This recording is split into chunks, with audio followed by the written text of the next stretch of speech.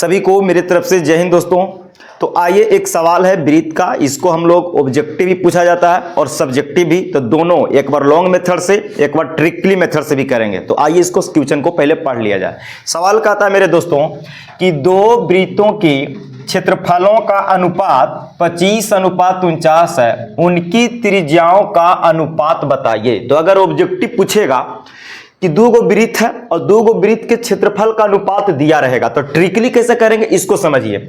जो क्षेत्रफल का अनुपात देगा, क्षेत्रफल का अनुपात दिया है बच्चा जी 25:49, और अगर आपसे त्रिज्या का अनुपात पूछे, किसका अनुपात, त्रिज्या का पूछे, तो क्या करना है दोस्तों कि क्षेत्रफल का जो अनुपात देगा उसको वर्गमूल निकाल दीजिए, आपका काम बन चुका। यानी कि दोनों का वर्गमूल, तो 25 का वर्गमूल 5 और 49 का वर्गमूल 7, आपका त्रिज्या का अनुपात 5:7, it will be right answer हो गया। लेकिन ये तो रटा रटाया बात हो गया कि सर जब क्षेत्रफल का अनुपात देगा तो त्रिज्या निकालने के लिए वर्गमूल कर देंगे।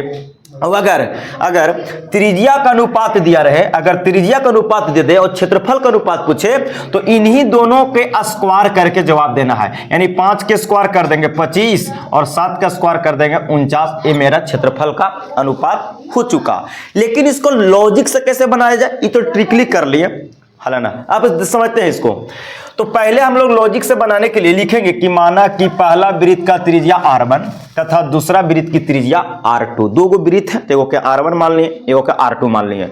अब दोनों के क्षेत्रफल का अनुपात दिया है, तो वृत्त के क्षेत्रफल के फॉर्मूला होता है पाई r स्क्वायर और परिधि होता है 2πr, और वृत्त का जो त्रिज्या होता है वो व्यास का आधा होता है, और जो व्यास होता है भैया वो त्रिज्या का दुगना होता है। कोई दिक्कत नहीं होना चाहिए। तो अकॉर्डिंग टू क्वेश्चन से लिखेंगे कि पहले वृत्त का क्षेत्रफल और अनुपात के मतलब मेरे भाई साहब बटा होता है। तो पहले वृत्त का क्षेत्रफल बटा में दूसरे वृत्त का क्षेत्रफल। अब देखिए, तो पहले वृत्त का क्षेत्रफल के फार्मूला हो जाएगा पाई r1 के स्क्वायर, क्योंकि पहले वृत्त को त्रिज्या r1 और दूसरे वृत्त के होता है पाई r2 का स्क्वायर होता है। कोई दिक्कत वाली बात नहीं है। पहले वृत्त का क्षेत्रफल का अनुपात दिया है 25, तो 25 लिख देंगे। दूसरे वृत्त का क्षेत्रफल का अनुपात दिया 49 और बराबर में पाई r1 के स्क्वायर बटा में पाई r2 के स्क्वायर हो जाएगा। पाई से पाई कैंसिल हो जाएगा भाई साहब। अब देखिए 25/49 बराबर r1 और r2 का स्क्वायर है, सॉरी यहाँ पे स्क्वायर छोड़ दिए, r1 और r2 का स्क्वायर है, तो यहाँ पे कर सकते हैं कि r1/r2 दोनों का होल स्क्वायर कर देंगे। अब इधर से भैया जो स्क्वायर हटेगा तो पट्टी रूट चढ़ जाएगा, LHS से RHS में जाता है तो स्क्वायर हटेगा तो रूट चढ़ता है।